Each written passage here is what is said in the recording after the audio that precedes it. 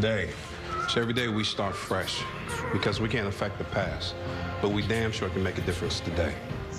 Welcome to episode 9 of Shop Talk. Today we're covering episode 204 titled Warriors and Guardians, aka Nyla's debut. I'm one of your hosts. My name's Jennifer and I'm joined by Kari. Hi guys.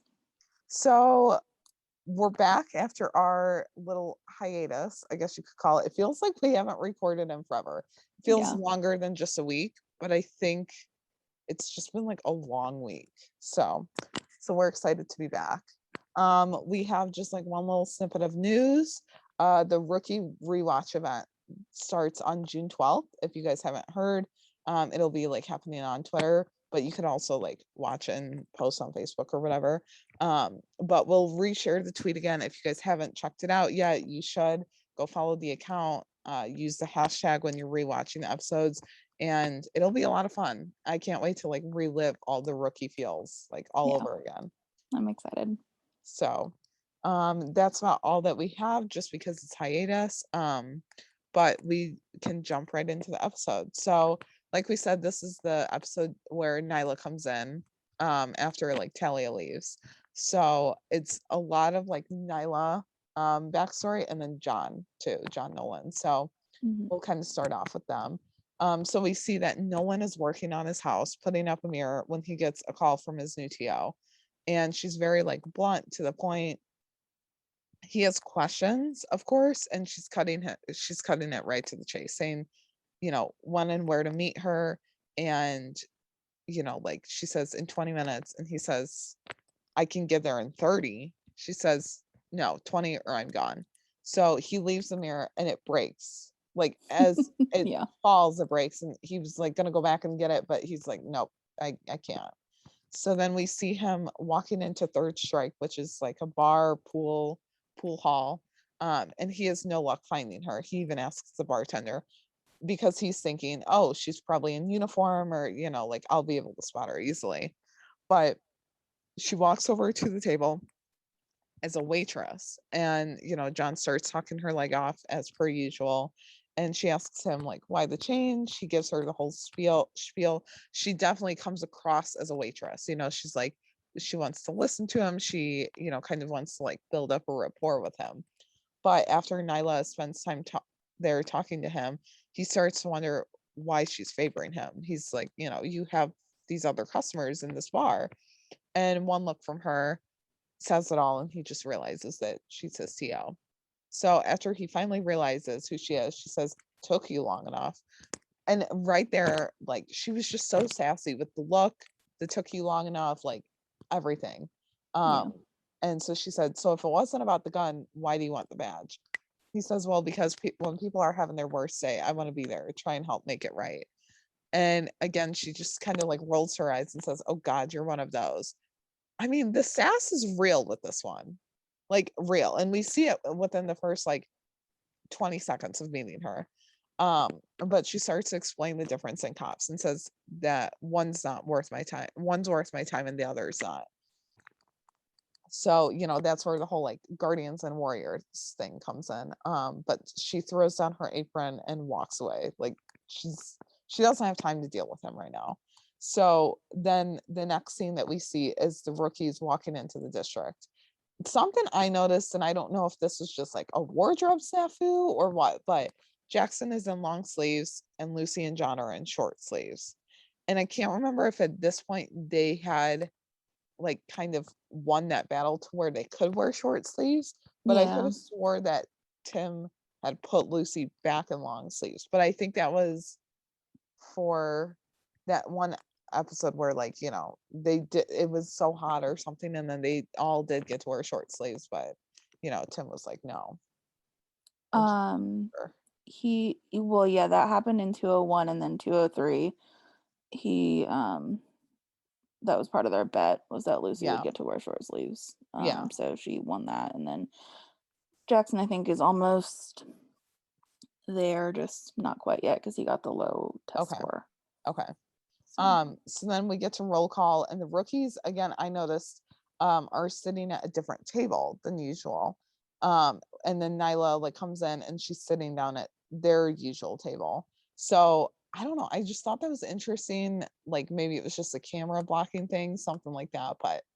But before she comes in, we see Sergeant Gray's introducing Nyla, but he realizes she's not in the room. She's talking to another officer outside, just looking chill, smiling, laughing, everything like that. Gray knocks on the window and tells her that she's late for roll call. And she just comes in and says, that's still a thing? Like, why? Why do we need to have this? So as Nyla goes to take a seat, a smirk wipes across her face. And I noticed, like, the camera obviously panned to Tim and Angela, and they both just like look unamused. Like Tim looks the most unamused. He's just like, I don't have time for this. But after roll call is over, Nyla, Angela, and Tim all meet, and Nyla gives Tim lip, as does he, just sass them back to each other. They have an interesting first reaction. And it kind of like translates and like carries on through the rest of the episode. But Angela says like she loves Nyla so much just for her sassiness and like boldness. But then next we see Nyla meeting up with Nolan where he's getting their war bags and she's questioning everything. She starts taking things out and says Gray isn't Nolan's TO. They're doing things differently. Like he doesn't need so and so. He doesn't need this, that. But then she tells the like the guy who's manning the desk, like they need an AR-15, PVS 14, night vision, and a laser sight. So Nolan says, you really think that we'll need a AR-15? Like that's a heavy gun and like a big one. But she says, sure hope so. So as they're patrolling, no one's getting ready to call someone out to possibly pull them over. And Nyla says no. And, then she starts to question why he actually became a cop. If he, just wants to follow the rules and play by the book, get what Gray wants, or if he kind of wants to do his own thing, like, find his own cases and kind of chase bigger potatoes in a way. So, Nyla says they don't get out of the car for anything less than a felony. And when they do step out, they do it hard and fast. If he slows her down, he's done. Like he's done with her.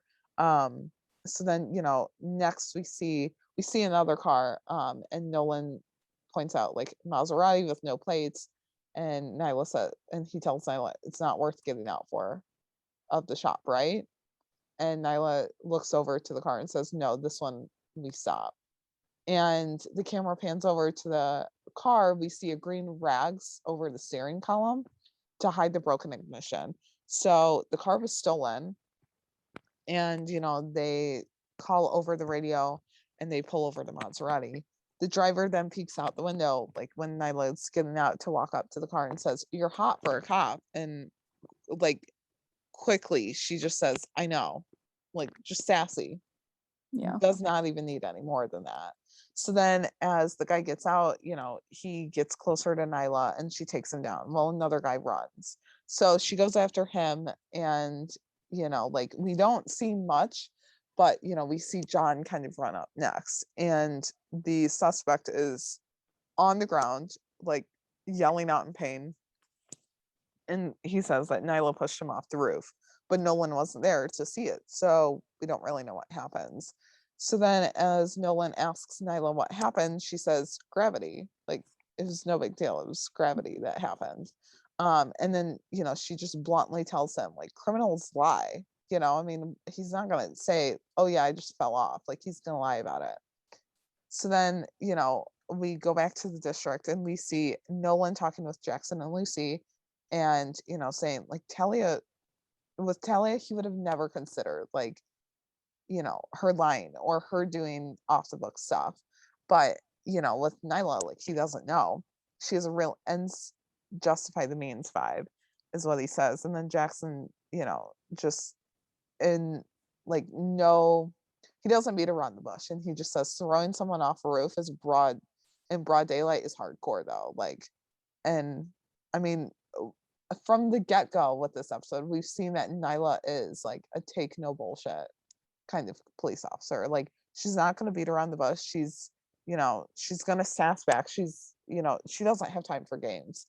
So we've seen Nolan go into Gray's office and he finds Nyla there and she says right on time, we're viewing the footage, and you know, it proves that she didn't push the suspect off the roof. But you know, as she's walking out, she, you know, kind of tells Nolan, not underneath her breath, but just like, you know, she's obviously not facing Gray, and she says thank you for the trust in a sassy tone. So, you know, like once she walks out, Nolan, you know, is kind of just like, I'm sorry, you know, I should have trusted her. And, you know, Gray's like, no, you shouldn't trust her. You have no, like, you're not in the wrong for not trusting her. And so we find out Harper spent the last 4 years doing controlled deliveries with the LAPD DEA task force, where she was an undercover agent posing as drug smuggler, going into Mexico, negotiating with the cartel, guaranteeing delivery of dope into the US with her own life, and then actually like smuggling the drugs over the border, planting like micro trackers in it, and then like once it was distributed, SWAT would move in and arrest everyone who touched it. But she wouldn't get arrested or anything. She would go back to Mexico and start it all over. So, you know, like she's done her job, but now the cartel is looking for someone to blame, and they have just about every like torture device in the books, blow tortures, power tools, everything, anything you can name. So, you know, I mean, she spent the last 4 years in paranoia and adrenaline. So, you know, I mean, we can see why she is a little like untrustworthy, and maybe does have some trust issues deep down, like because she doesn't know who she can and cannot trust. But you know, she is also lying like every time she opens her mouth. So then, you know, Nolan's like, and you made her my TO, but we find out that Gray did not have much say in the making. So, you know, like he said, she would eat a 25-year-old alive, a 25-year-old recruit alive with her like take no bullshit attitude. So, you know, at least Nolan stands a chance. When Gray said that, I could not help but imagine like Lucy or Jackson being her rookie. Like, Oh, really? yeah, I mean, I don't know. I kind of like doing it, rewatching it again after seeing season 3 and like seeing what Lucy can do. I could see it then, but like I guess on the first watch, I guess I just didn't see it because like the rookies are all so green and eager to like get out into the fields that, you know, she did need a little bit more of an experienced person. You know, and that just so happened to be Nolan. Yeah, that's fair. But yeah, so then, you know, like Gray and Nolan both don't know why she wants to be there in the first place. And Gray says, when you find out, let me know. Because, you know, there is a reason why she was a detective, and a lot of detectives don't step back down to patrol duty for, you know, just for the heck of it. So, you know, I mean, we see everyone kind of questioning it. Tim, everyone. So then Nolan explains to Harper why he went to Gray, and that she could have shown him the body cam footage, like to begin with. And she's like, I don't have to show you anything.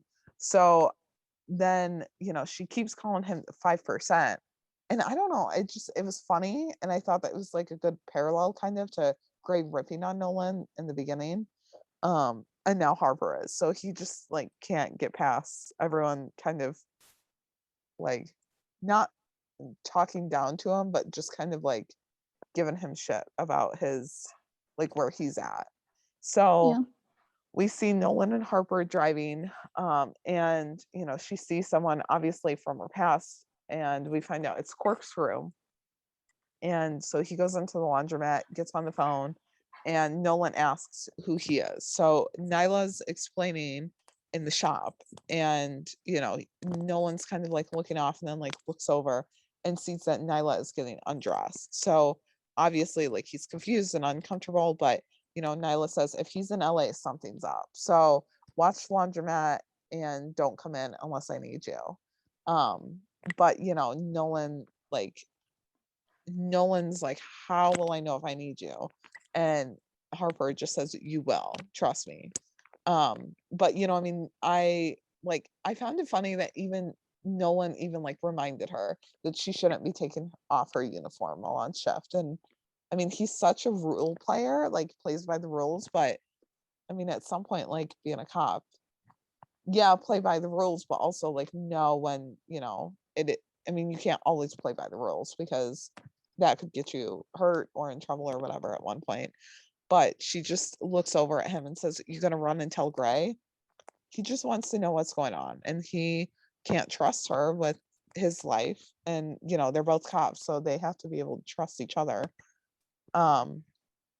But, we see her kind of like go, like finish getting ready. And, she says, Corkscrew only knew of me as a tweaker named Crystal. So, if she plays it right, he'll tell her why she's in town.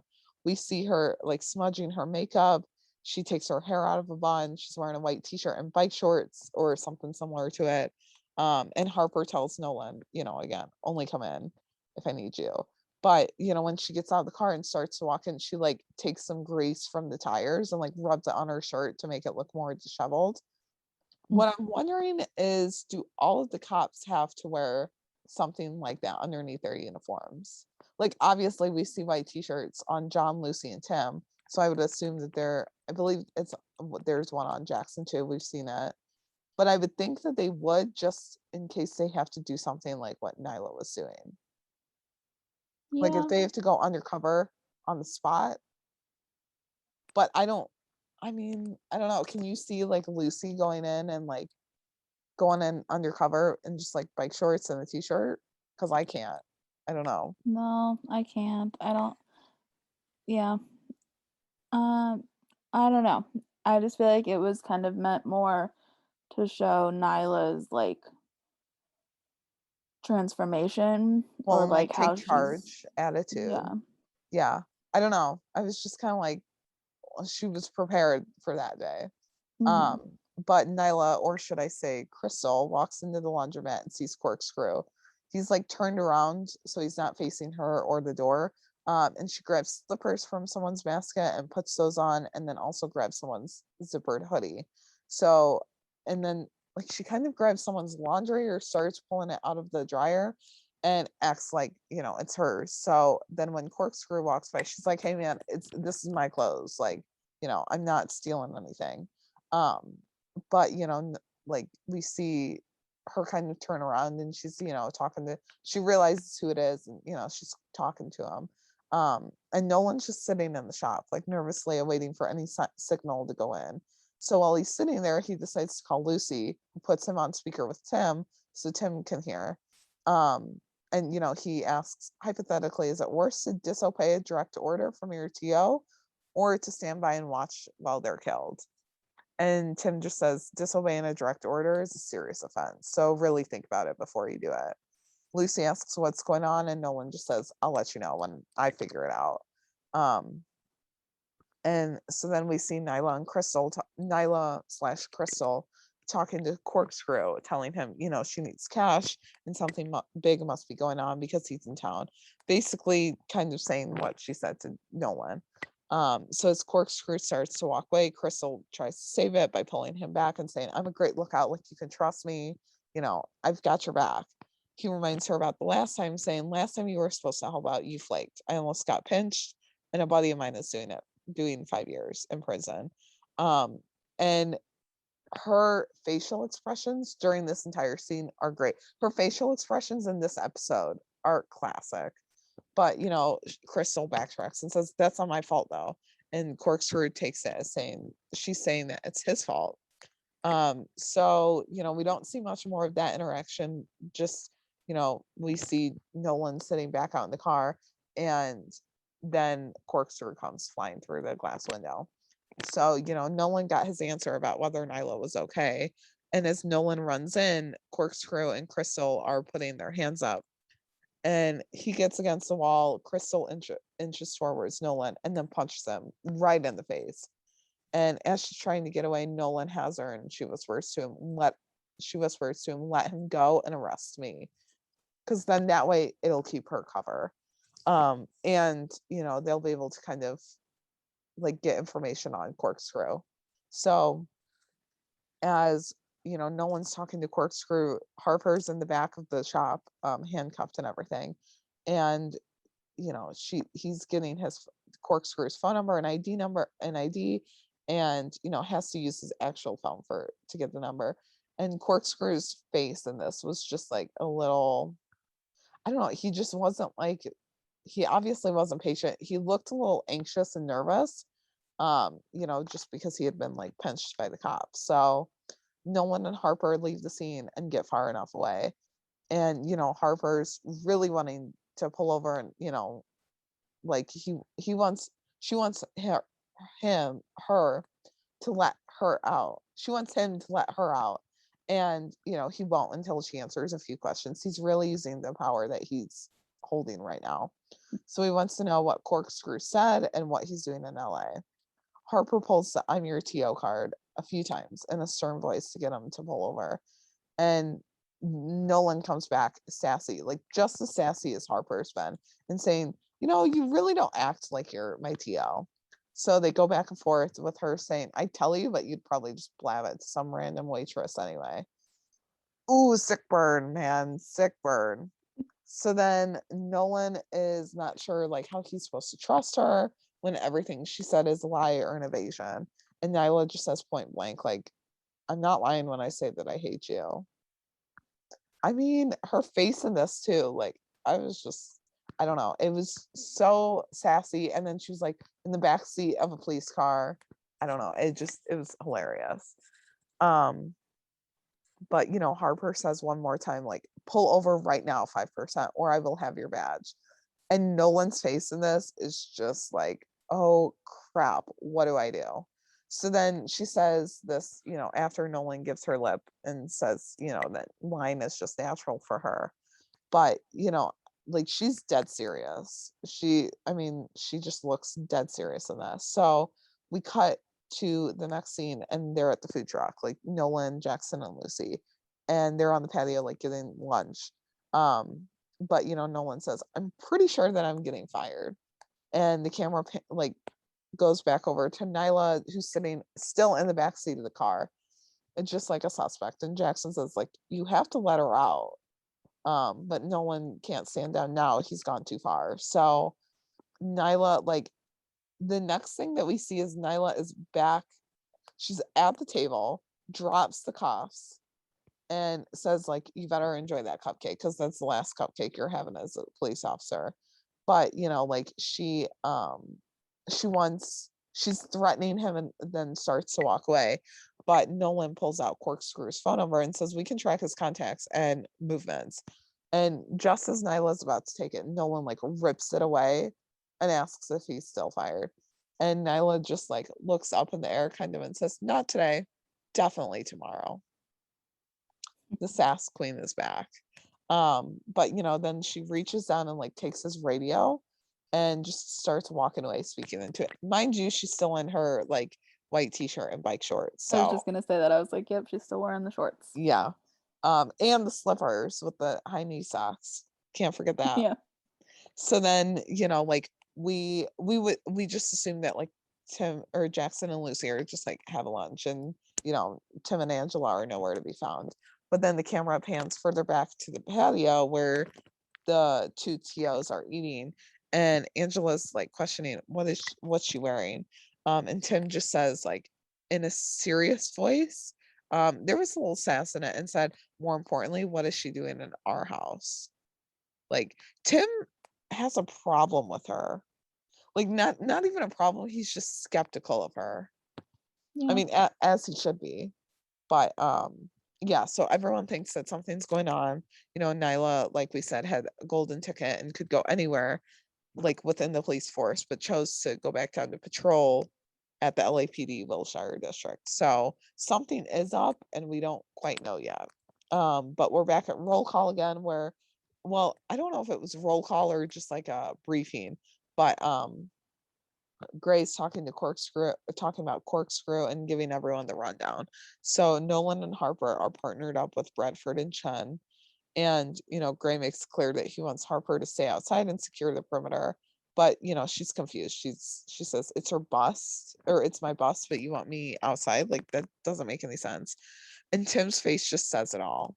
Like, he's just kind of like, seriously? Like, who is she? Why does she think that she can just come in and run the show? but Gray says, that's exactly what I want. Like, you're not gonna just sit here and like prance all over this. But Tim, tells no one to hang back, and then says like, you need to watch your back with Nyla because she's a landmine waiting to go off, and Gray's put him in a bad position. So Tim says, if you find yourself in a jam, text Lucy and we'll be right there. And after Bradford is soft for a minute, like he tells John to not get all emotional on him. Like classic sassy Tim. He's just like, I'll be soft for 0.1 second, and then like it's back to the sassiness. Yeah.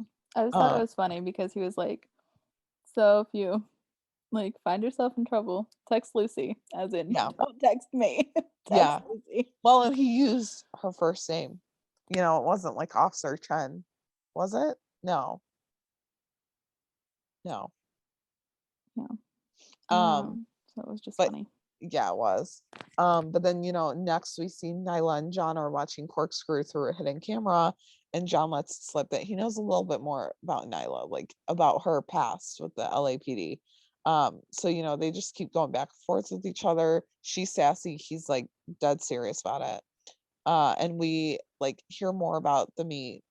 SWAT decides to move in, but Harper tries to shut it down.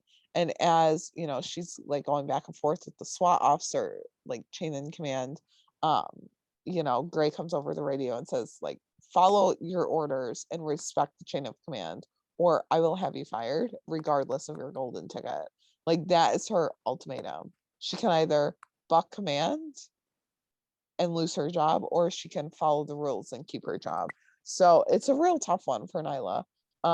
And no one talks her down from stopping this operation. Like one, he doesn't want to get in trouble, and two, he doesn't want her to get in trouble. Like, as much as he doesn't really like her at this point. Well, because that's what he said. He was like, as much as I would love to be rid of you. Yeah. He, believes that she's there for an important reason. Yeah. So he talks her down from the ledge. And then like she's kind of looking down at something, and Nolan notices a blue Mustang has drove by, and then it like circled back around and drove back by them, and he like points out, he's like, should we be concerned that blue Mustang just came by twice? And she was like, what blue Mustang? Like, who was the driver? And then she says, that's Aceto. So when Nolan goes to call it in, Harper stops him and says, SWAT already has their bus. Aceto is hers. So they're following Aceto. They're tailing him. And Nolan's just like, you do realize that we're in a black and white car, right? Like, he's going to see us if he hasn't already. So Harper was like, yeah. Like, she kind of looked like, oh shit, I forgot about that little detail, but she didn't want to let him know. So as they're following him, they like come up to where the rest of his guys are, and they like pull off. They get all of their gear out. They take the AR-15s out. They end up sneaking up on another suspect and like kind of not take him down, but they get him down to the ground. And then they get up by Aceto and the rest of his guys, and shots are fired. Nolan ends up getting shot, but he's fine. And Lucy and Tim come in hot. I mean, they are like gain air coming up on that hill and like going back down. But like everyone's doing the shootout, and then they find the guns that they were after. So obviously like Nolan came back up. He's fine after getting shot, and they look at the guns and they say, Nyla says something like, I hope that this makes it better. And Nolan's like holding the gunshot wound and says, no, but it does help. So after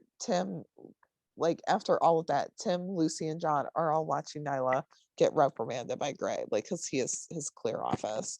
And then like she comes back out and she has to apologize to Nolan and tells him that he can file a complaint if he would like. So we don't really get like a solution on that. I mean, I think he obviously doesn't file the complaint because they keep working together. But we see like I thought it was interesting just seeing the three of them like watching Nyla get reprimanded, and Tim was kind of just like, I'm sitting here like, where's my popcorn? Like, I want my popcorn. And that's funny. John is just like, I didn't want this to happen, but I mean, I'm kind of glad that it is. And I feel like Lucy is just kind of confused in a way. Yeah, well, So, because Nolan was like, I'm glad he's not yelling at me like that. So for yeah, once, it's like not him that Gray's yeah, angry at. yeah, And I just enjoyed how he, like when she came out and after she apologized, he was like, "No, I'm good." Like he didn't obviously want to file yeah. a complaint. Well, And because he at this was, point, no one knew why she was there still.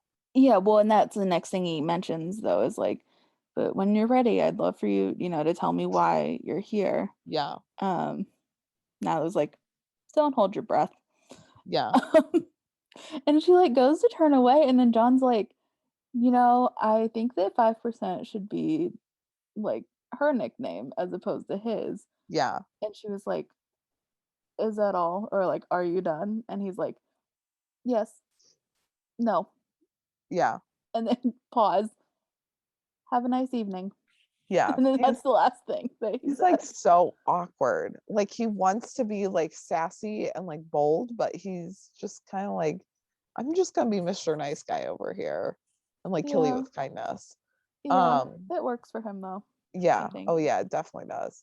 But then at the end of the episode, we see Nyla like sitting outside of the school watching a little girl and her dad.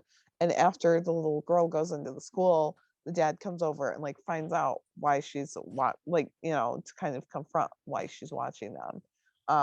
But we end up finding out that it's her ex-husband.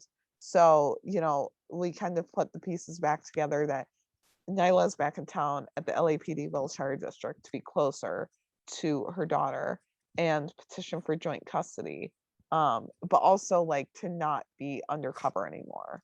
So Yeah. that kind of wraps up that storyline for the episode, but then it also gives us so much more to work off on. Like, we have so much backstory for Nyla. And like we have the parallel of John having Henry and being like divorced, and Nyla has her daughter Lila, who is quite a bit younger than Henry, and she's divorced. So like they can kind of bond over that, and we do see that in later episodes. Eventually, yeah. Yeah. So then that's it for Nyla's debut. Um, yeah, we met Nyla and her alter ego Crystal in the same night. Yeah. Bravo, Makia. Good job. Yeah, You have two love characters that. in one episode. Yeah. Love that episode. So now we have Angela and Jackson. Yeah, this is one of the like side storylines, or subplots rather, that the rookie had for this episode. Angela and Jackson respond to a call that two kids are paintballing a homeless community. There's specifically one tent that has a woman inside. They take the kids out, book them. They find out that the woman inside the tent, her name is Alice Sheldon, but she doesn't want any trouble, so they don't like pursue it or do anything with it for now. Um, Back at the station, Angela tells Jackson that she ran the name through the system and found out that Alice was a chemistry professor at UCLA who was on the tenure track, with a house and two dogs until 10 years ago. Her life fell apart. So at the time, anyway, this episode aired in 2019. So about 10 years ago, it'd be 2009. And so the next thing Angela wants to do is like pick up a few things, kind of, like clothes or like extra like things to give Alice. Jackson, being the sweetest rookie ever, offers to grab old sweatshirts from his car. And Angela's like, that would be good. So they gather everything, they go back to the campsite. Alice is gone, but they find a photo of a girl in a graduation cap and gown that's in a plastic bag. And so after running that name, they find out that the girl in the photo is Katrin Arnoux, and she was the victim of a hit and run and was left paralyzed. When they find Alice again, she's like looking through everything that she has. She's desperately trying to find that photo. Angela kind of uses the photo to get her to confess about that she knows Katrin and about what happened. And so it's assumed anyway, or fans put the pieces together that Alice was the driver that did the hit and run that left Katrin paralyzed. So they take Alice back to the station. I'm assuming that Angela invites Katrin down, or somehow she's made known that Alice is there. And Alice became homeless because the guilt kind of ate her alive. And Angela's, explaining all this to Katrin. She gets mad at Angela because she kind of thought that Angela was pleading her case. And even though Jackson was like, you were just trying to, help, Angela kind of realizes, no, she was right. I overstepped. And so we see Angela, she looks, like she feels bad about what she said. Later in the episode, kind of towards the end, it turns out that Angela had a boyfriend in high school that got drunk and drove after a party, and he ended up losing his life. And so Alice's guilt triggered something in Angela because she had left the party before her boyfriend at the time. So she, she made it home. He did not. Katrin is sympathetic, and she tells Angela that her life's actually pretty great. She has a husband, kids, a job. So she offers to tell the DA all of that.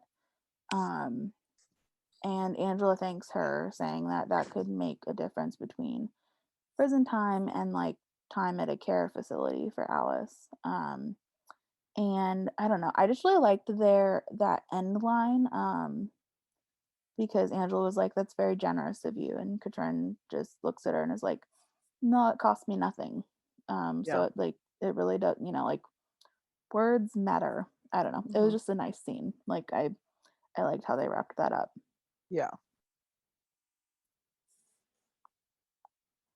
Okay, and so our last little side plot is it's Rachel's birthday, you guys. Tim's girlfriend and Lucy's best friend.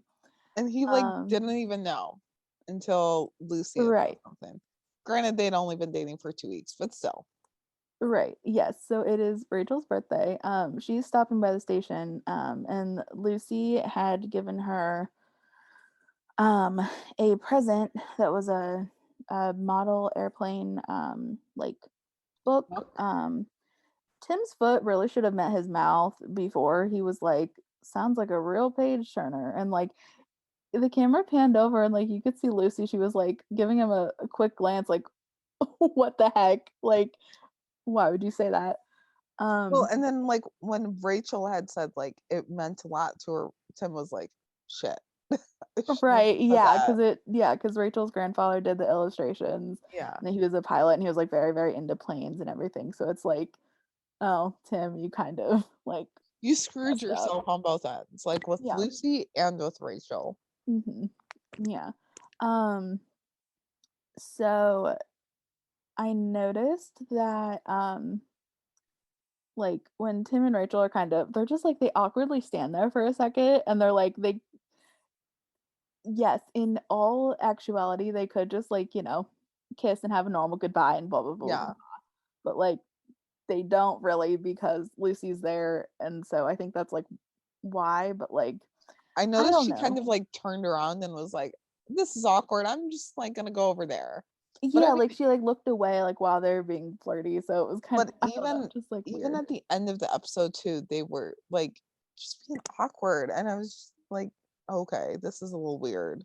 Yeah. But and so poor Tim is Lucy's ready to say something right after this whole interaction happens, and he's like, whatever you're about to say, don't. So okay. Lucy actually respects that and doesn't say anything until they're in the shop later, and she does think that Tim should get Rachel something. Like Jennifer said, he says they've only been dating for 2 weeks. I like how they use the little, it's not theme music, but that little the little beats of music to reflect a pause. Yeah. And then you just silence, and because Tim's reconsidering, and he's like, maybe I'll get her something small. Like, Yeah. okay, Tim. Okay. Yeah. And so later they are dispatched to a call about two, I'm just calling them influencers. I don't really know if that's like the Yeah. proper term, but like social media people Yeah. are taking photos of a sick kid in a hospital bed. And the mom had called the police because it's like she didn't give them permission to be there. She didn't know what the heck was going on. And as they're kind of walking over to the room, Tim is still suggesting ideas for Rachel's birthday. And he suggests baseball. And Lucy's like, does Rachel even like baseball? Like, and Tim, oh my goodness, he's like, who doesn't like baseball? It's America's pastime. Like, Yeah. I feel you, dude. Like, I enjoy baseball, but not everyone, I don't even think everyone likes sports, to be honest. So, like, it's, Or likes all sports. Like, yeah. Like, if you like baseball, I mean, if you like football too, that's great. If not, no big deal. Like, yeah. Yeah. Yeah, so that's like, pardon the pun, but like strike two on Tim's dating or gift idea rather. Yeah. And so, but anyway, back to they're gonna arrest the influencers.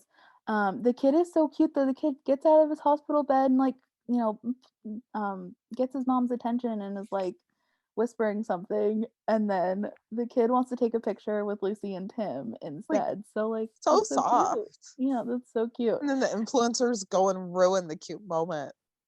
Yeah, well, because they're like, can we get in there too? And they're just like, no. Like, Yeah, everyone was. Did the kid even say no? I I thought so, think so. right? I think Yeah. everyone turned and was Yeah. like, no. Um, so that was a fun moment.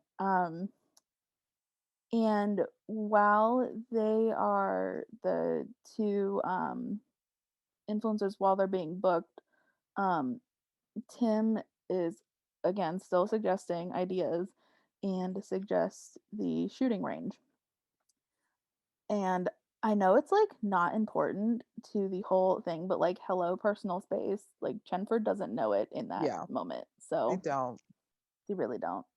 And something else I noticed was that when the social media people were like, "Oh, you could do an unboxing video for the gun. You could do a whole Insta story, like photos of Yeah. you in the outfits." And like the guy, as he's saying that part, is looking at Lucy, and Lucy's like, "There are no outfits." So like, I'm still just like on the fact of like, did the people think that like Tim and Lucy were like going to be the ones in these outfits, like Yeah. going to the shooting range or whatever, or if it's just like a random kind of coincidence. Yeah. Because same, like, hi, can they date instead? Thank you. Yep. No, but I mean, I like Tim and Rachel, not gonna lie, guys. So Yeah, they were cute. They they're were cute. cute for what they were, and they were good for what they were. Like, we obviously knew that it wasn't going to be Endgame. Yeah. Well, maybe at the time we thought so, but Right. I know. Yeah, because they were pretty solid. Yeah. Anyway, so like while they're on perimeter duty, they're still going back and forth. Like, this is the whole entire thing through the whole entire episode about this gift idea. And so they're going back and forth, kind of fighting like a married couple over gift ideas for Rachel. And Tim is like, you hate every idea I pitch. And Lucy fires back with, because they're all things you would like. Yeah. And Tim mentioned that Isabel loved going to the shooting range. Lucy replies, that's different. She was a cop. They were practically the same person. Hi, foreshadowing or hint again. Like, gee. Yep. Wonder who else is similar. Yeah, but I feel like Lucy, like, she wouldn't want to necessarily go to the shooting range, like, for a date or anything. Like, she wouldn't. Tim could bring it up and she might be like, maybe another time, but she wouldn't like be jumping at the chance to go to the shooting range. Yeah. But I just thought that was like But I mean, I would like to see it. So yeah, that would be fun. But I like just the little slick lines that the writers kind of work in. Yeah. And Tim, being a good work husband, is like, so what you're saying is I should just stop coming up with my own ideas and listen to you instead. Like, duh. Duh. Like, can't believe it took him that long to figure it out. Like, Lucy's, I Well, think she said, you're riding with the best gift giver.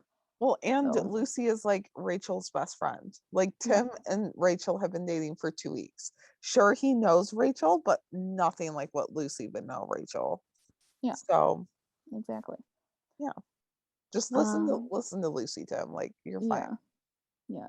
Well, and they were like so like a couple other notes. They were so badass though, as like the backup, like you said. Like Yeah, their shop just like flew down that hill. Oh my yeah. goodness. And then And then Lucy's they like, just like pulled up and they yeah. automatically started getting like bullet holes, and then Lucy just climbs over the console and Tim Yeah, like I know. helps her I out. like paused it and I was like, how the heck did she do that so fast? Like get out from one side of the car to the other and then Because just she's like, tiny. I know, that's true. But like Tim even like, I don't know, was he holding the door or something? Yeah, he was like Something. holding the door and like making sure she Yeah. got out of his side. So I love it.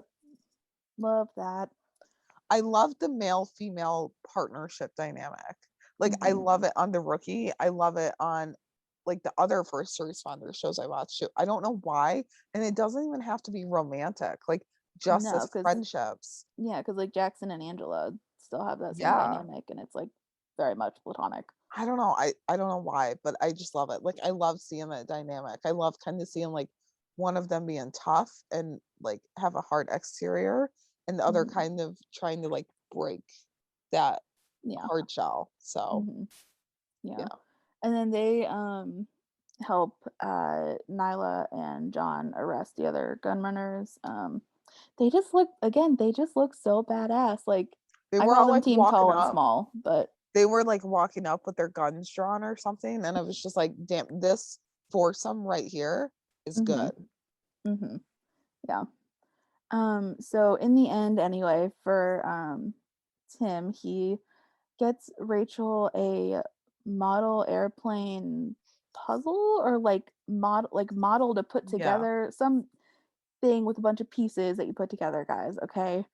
I And mean, he could have done better. Like, I'm just saying, but he could it's have done cute though, better. because I like what he says after, because he was like, he thinks that they could, put it together Friday night instead of going out. Like, that's cute. Yeah, and like his execution and like what he said after was cute, but I don't know. I feel like that's like a friend gift. Like I don't know. At that point, are you boyfriend girlfriend? Like you've been dating for 2 weeks. Some people like go months without like saying like making it official, but I don't know. I felt like I was like, dude, you could have done a little better, but it was cute. Rachel It was was cute. happy with it. Yeah, it was cute the way that he like said it. Like maybe we could build it together or whatever. So yeah. I just want to know though, did like Lucy like text him and was like, okay, here's what you're going to like get her exactly and like help him pick it out? Like I just need these little like stupid scenes. Like She definitely texted him. She definitely like was on Amazon or something, like pulling screenshots and saying like, okay, this one. What about this one? or if like Tim was shopping, he would have been like, okay, so how about this one? Yeah. What about this one? No? Okay, Yeah. how about this one? Like it could have just been like there could have been so many other little moments. Yeah. So I feel like she helped him like pick out the gift wrap maybe for it. I don't know. maybe he definitely wrapped it though. I feel like he definitely needed help like in this category, because when you think about it, like him and Isabel were together for a while, and presumably he didn't have anyone after Isabel, like between Isabel and Rachel. So yeah, I don't know. I just feel like he trusted Lucy, not only because Rachel is her friend, but also because like he did need some help with it. So yeah. But did we have like any other notes on the episode? Nope. It was just a fun episode. And Yeah, it was a good episode to rewatch. Yeah. I mean, I was laughing like, I think they're only 7 minutes in and I had already laughed like 5 times, like out loud. It was so funny. I noticed myself like, I don't know, I was just like cheering and Nyla's sassy moments. Yeah. Yeah. I don't It know. was just really, it was a great debut for a character. Yeah.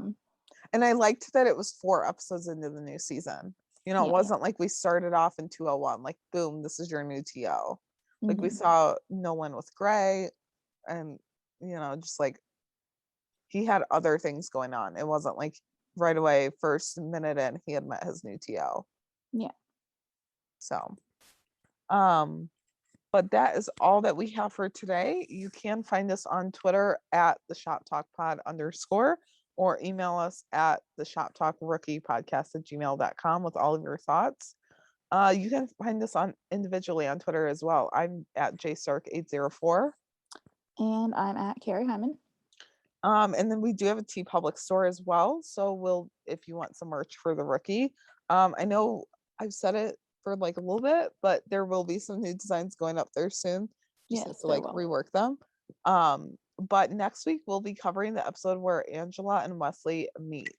So that will be fun. Guys. Yeah. It's gonna be so fun. Because she's sassy in that. I mean, they both are. Like when they first meet, they're both sassy. And then like Jackson is just the third. It's great. Wheel. Yeah, Like, and Jackson being the awkward third wheel is fantastic. So if you have anything that you want to see us cover in that, let us know, because we will be doing that. And then we'll be joining the rookie rewatch on Saturday the 12th. So yeah, it will be fun. So that is all for now.